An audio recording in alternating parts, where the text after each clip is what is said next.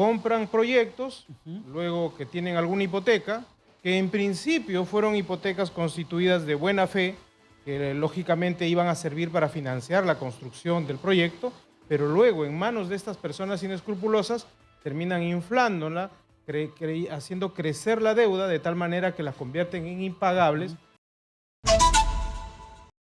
En Exitosa presentamos Usted tiene derecho.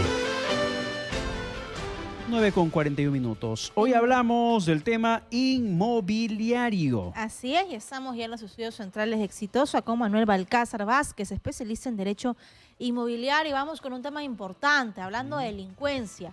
¿Cómo prevenir estafas inmobiliarias? Señor Balcázar, buenas noches, bienvenido a Exitosa. Gracias por su presencia. Buenas noches, Katiuska. Buenas noches, Pedro. Gracias por la invitación. Si podría jalar el micrófono más a usted, por favor, para poder cogerle nomás. No se preocupe, para que podamos conversar mejor. ¿Cuáles son los principales casos de estafas inmobiliarias que se registran, por ejemplo, en su despacho como abogado? Fíjate, por estos tiempos sucede que a raíz de la pandemia muchos proyectos quedaron inconclusos y al parecer han surgido por ahí gente inescrupulosa que ha ido comprando empresas, comprando proyectos para luego hacer uso de alguna modalidad de estafa, por ejemplo con las hipotecas.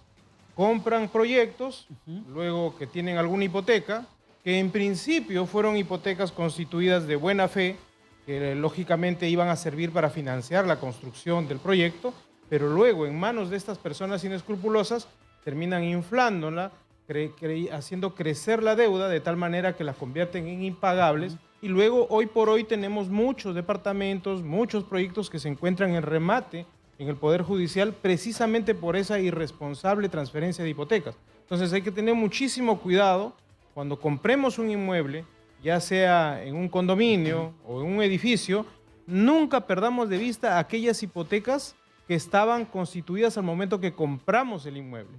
Porque esa hipoteca tenemos que siempre velar porque haya servido para financiar la construcción del proyecto, no para obtener recursos para llevarse el dinero hacia otro proyecto o simplemente inflar la deuda para luego tornar la deuda impagable y sacar a remate los inmuebles. Ahí la estafa viene por parte de la inmobiliaria. Exacto, la inmobiliaria coludida con otros elementos, por eso se torna hasta complejo la comisión de un delito, porque fíjate, ponen a los propietarios en una situación de probar para ver si hubo mala fe o no del constructor que se coludió, y a veces aparecen también entidades del sistema financiero como cooperativas, como bancos, mutuales, qué sé yo. Muchísimo cuidado con esto de las hipotecas que están constituidas en los inmuebles que estamos comprando día a día, ¿no? ¿Y cómo me doy cuenta que estoy ante un fraude inmobiliario? ¿Cómo reconocerlo? ¿Cuáles son los pasos que tengo que seguir? En realidad la prevención es lo más importante, como en todo. Suena realmente reiterativo y a veces suena hasta no tan fácil de hacer, pero sí. Hay elementos. Cuando uno va a contratar con una empresa inmobiliaria hay que buscar sus antecedentes. El día de hoy ya sabemos prácticamente qué inmobiliarias tienen un récord comportamiento en el sistema empresarial. Por ejemplo, podemos ir a Indecopi y ver que muchísimas empresas tienen una serie de denuncias, tienen también multas. ¿Esa información es abierta al público? Es abierta. Es cuestión el tema a veces es tan sencillo como que todos entremos al sistema, al internet y buscar los antecedentes de la empresa. Si yo quisiera, por ejemplo, comprar un departamento y a ver si es que esta inmobiliaria tiene cierto prestigio ganado o cierto desprestigio también obtenido, ¿cómo puedo hacer? Hay varias fuentes. Por ejemplo, hay que ir al Fondo Mi Vivienda porque a veces también han construido a través de financiamiento del Fondo Mi Vivienda. Podemos ver su récord de construcción. Hay que ir a Indecopi para ver si tienen quejas, para ver si tienen multas. También hay que buscar los nombres de los representantes legales para ver si tienen procesos judiciales, pueden tener condenas. Hay muchos casos que yo he visto, por ejemplo, que los gerentes que aparecen han tenido condenas ya y han sido internados según penal inclusive. Pero ¿qué es lo que ha pasado? Es que se aprovechan de la buena fe y de la emoción de las familias que van a buscar un inmueble, ya sea para su primer inmueble o su inmueble de playa. Entonces, esa persona está con la guardia baja, esa persona no está buscando problemas. Es una compra más emotiva. Emotiva, efectivamente. Y la emoción hace que no nos percatemos de estas cosas. Y más. Ahora, el tema de las hipotecas es importante. ¿Sabes por qué? Porque tú lo puedes prevenir en el contrato. Porque se ha visto casos en los que, por ejemplo, el constructor dice, reconozco que tengo la hipoteca A, la hipoteca B y en un párrafo siguiente le dice que autoriza el comprador a constituir todas las hipotecas futuras que quisiera.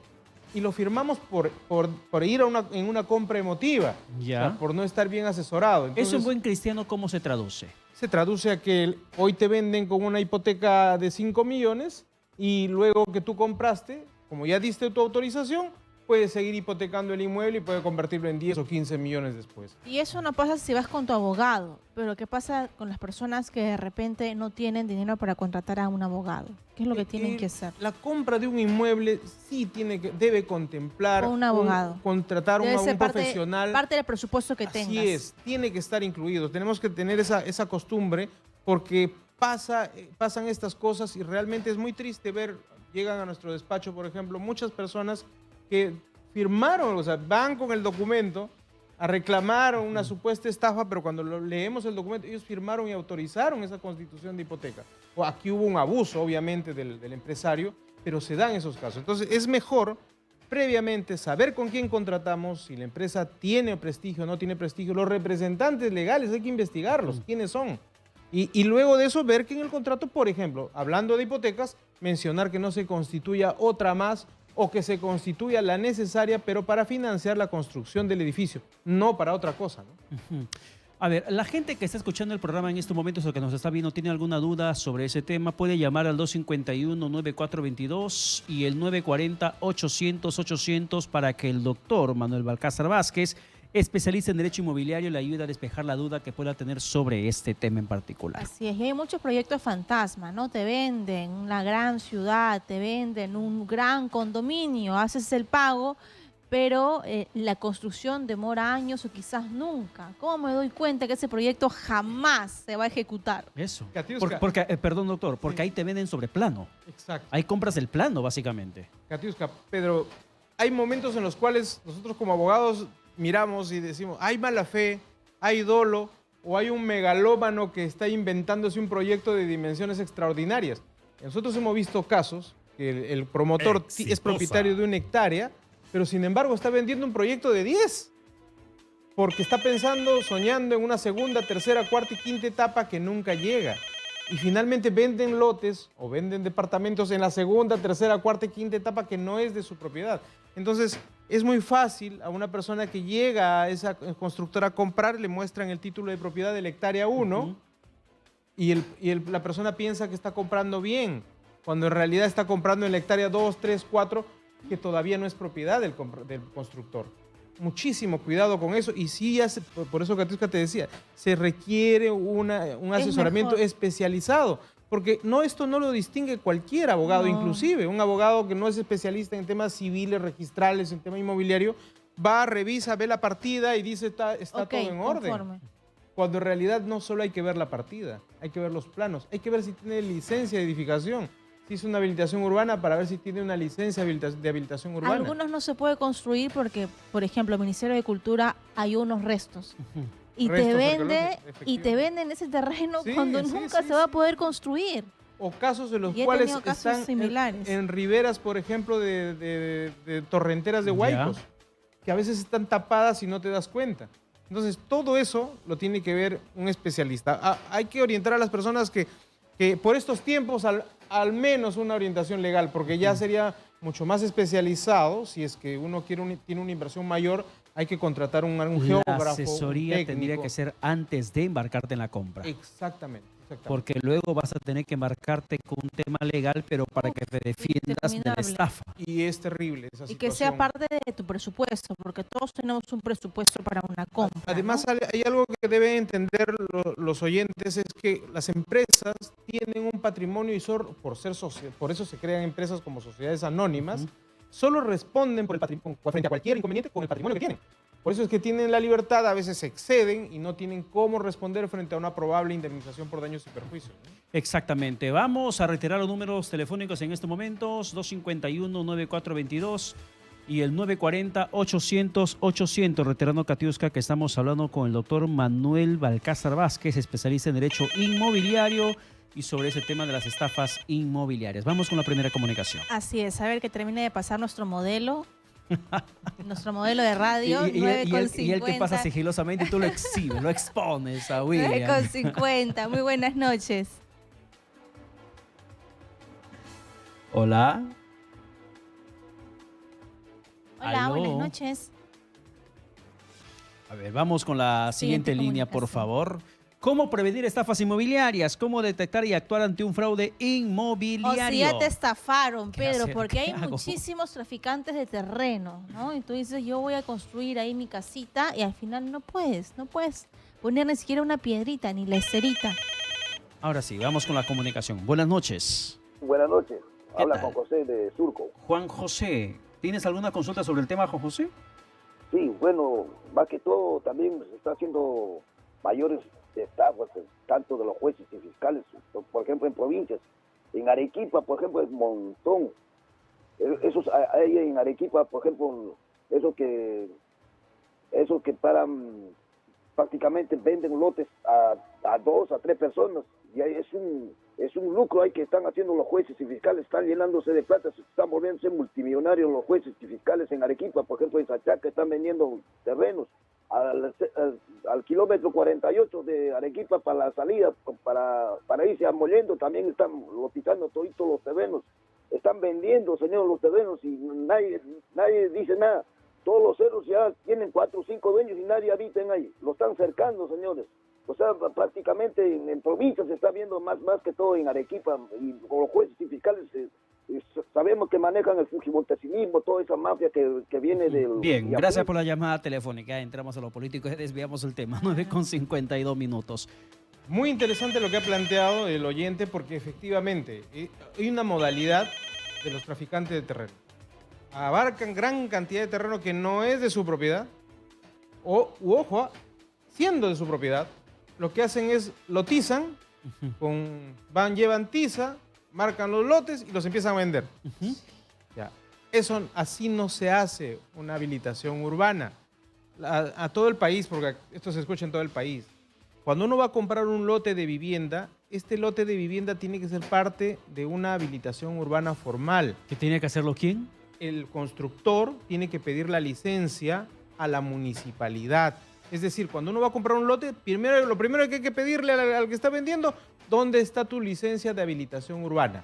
¿Por qué? Porque para sacar la licencia de habilitación urbana, ese constructor ha tenido que llevar los títulos de propiedad del terreno, ha tenido que llevar los planos donde va a explicar, donde explica dónde están los lotes, pero además dónde van a estar los parques, los jardines, dónde va a estar el colegio, dónde va a estar el centro de salud. No basta con señalizar con tiza. Exacto, no se debe Y comprar creo así. que los precios también te van dando alguna información. Recuerdo que hace algún tiempo me querían vender un terreno en Manchay, 8.000 soles, 10.000 soles. Lógicamente que eso no va a ser formal ni legal. No te imaginas, Katiuska, en nuestro entorno siempre hay una noticia, por si acaso hay terrenos en Chincha, terrenos en Cañete, a precios realmente irrisorios. Y te dicen que tienes que ir todos los sábados a la reunión, A si las no asambleas. te quitan tu terreno. Te hacen asociado de como una... legal, no. ¿Para qué? De un terreno que no les pertenece. A veces son terrenos del Estado. No, A veces son horrible. terrenos que están destinados a algún proyecto, por ejemplo frente a Melchorita, a la planta de gas. Es hartamente conocido que allí se sigue lotizando y se sigue lotizando. ¿Qué va a pasar? Las personas que compran finalmente se cansan porque tienen que ir todos los fines de semana a cuidarlo. Y esos traficantes vuelven a vender el mismo lote y ese lote se va vendiendo 6, 7, Y 8 los veces. traficantes saben que la gente se va a cansar y lo van a Exacto, dejar. exacto. Bien, vamos con la siguiente comunicación telefónica. Hola, buenas noches.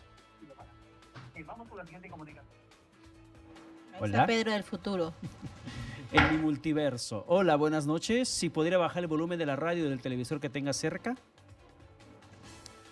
O vamos rápidamente ahí en interno con la Buenas siguiente noches, línea. Radio Quito de Lima. Ahí está. estamos. ¿Con quién hablamos?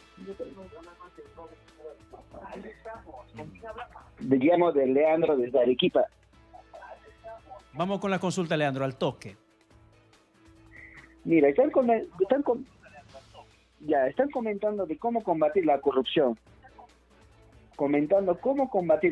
Yo digo, la única forma de combatir la corrupción... Leandro, gracias por la llamada telefónica. Vamos con la siguiente línea, por favor, en estos momentos, al 251-9422 y al 940-800-800. ¿Cómo prevenir estafas inmobiliarias? Hola, buenas noches. A ver, vamos con la siguiente línea en estos momentos. Doctor, yo quiero un poco regresar a ese tema de los terrenos hasta que podamos superar el impasse interno. Cuando te dicen, ven a cuidar el terreno, te vamos a dar tu lote de 5 por 20, de 6 por 20, te comienzan a lotizar de 4 por 20, lo que tengan que darte. ¿Cómo puedo asegurarme yo de que la compra que voy a hacer, que me parece muy módica, muy económica, no es una estafa? Si es económica, como acabas de mencionar, definitivamente Es eso estafa. no es estafa, eso no es formal. Lo que tienen que entregarnos, en principio, un promotor, un habilitador formal, nos va a entregar, obviamente, una partida preindependizada en registros públicos. Porque La independización de cada lote. de cada lote, porque precisamente una de las consecuencias de obtener la licencia de habilitación urbana en la municipalidad es poder inscribirla en registros públicos y hacer una anotación preventiva de las independizaciones. Entonces, cuando yo voy, me tiene que entregar a mí esa partida, me puede dar a mí un contrato de compra-venta de bien futuro, pero que lo puedo inscribir y me hago propietario. Esa es la única manera en la cual yo puedo estar segura. Cualquier otra manera es puro cuento. Siguiente comunicación, buenas noches. Aló. Sí, aló. Lo escuchamos con la consulta que tenga sobre el tema. Desde Puerto Maldonado le comunico para saber si cuando los famosos muertos pasivos, ¿no? Que ahí crean 2, 3 propietarios a la vez sobre el manejo del mismo propietario. Lo manejan para hacer una estafa y mantener el mismo propietario. Al final sigue siendo el dueño, ¿no? Con el manejo de los 3 propietarios que han hecho la compra y venta. Sí, efectivamente. Una de las modalidades a las que acuden estos inescrupulosos y delincuentes en muchos casos es transferir los inmuebles una y otra vez para entorpecer cualquier tipo de ejecución o cualquier tipo de investigación penal. Entonces lo que hacen es lo transfieren a A para que A luego lo transfiera a B y luego B a C. Y si hubiera un probable remate, no van a encontrar al propietario y hasta que lo encuentren ya dispusieron del inmueble, ¿no? Claro, ese es un grave problema. Sí, es gravísimo. Y la verdad que cuando se sobreponen los titulares, ¿qué hago? El tema es que estar atentos, porque ni bien tenemos una posibilidad de algún delito o ser víctimas de un problema de estafa, hay que seguir los mecanismos judiciales correspondientes y anotar esos procesos en las partidas, de tal manera, o sea, lo que voy es, el tema registral es importante, porque si yo anoto mi demanda, si yo anoto todos mis procesos, el que compra puede comprar B, C, D, E, igual asume las consecuencias del proceso judicial que yo he iniciado. Entonces, ahí el consejo para las personas es que le pidan a sus abogados que no solo interpongan demandas, sino que las anoten en la partida registral donde está inscrito el inmueble que está en litigio. Una pregunta final, doctor. ¿Y qué pasa si soy el titular de un predio, de un terreno, y una tercera persona ingresa, lo usurpa y lo vende, lo lotiza? ¿Qué puedo hacer? Ahora, me estás hablando de un terreno grande. Ya. Efectivamente, lo que tienes que hacer es, en principio, entender que la propiedad no solamente son derechos, también son deberes. Es decir, no solo basta que yo sea propietario y de disfrutar del bien, sino también tengo que protegerlo. Si te invaden, tienes que inmediatamente accionar para sacar a esta persona, utilizar los mecanismos legales que te permiten a ti sacar a este invasor. Si tú no lo sacas en el tiempo, estas personas pueden adquirir algún derecho y obviamente vas a tener cierta responsabilidad por no haber accionado. Entonces el consejo es, tienes un inmueble, cuídalo.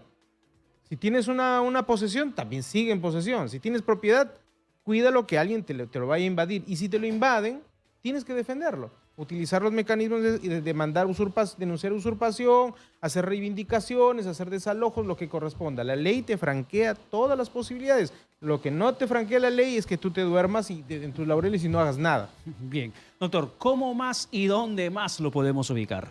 Bueno, a través de las redes sociales, Manuel Balcázar, y bueno, encantado de ayudarlos, ¿no? No, muchísimas gracias por estar con nosotros. Gracias, Pedro, por la Interesantísimo el tema que hemos abordado el día de hoy.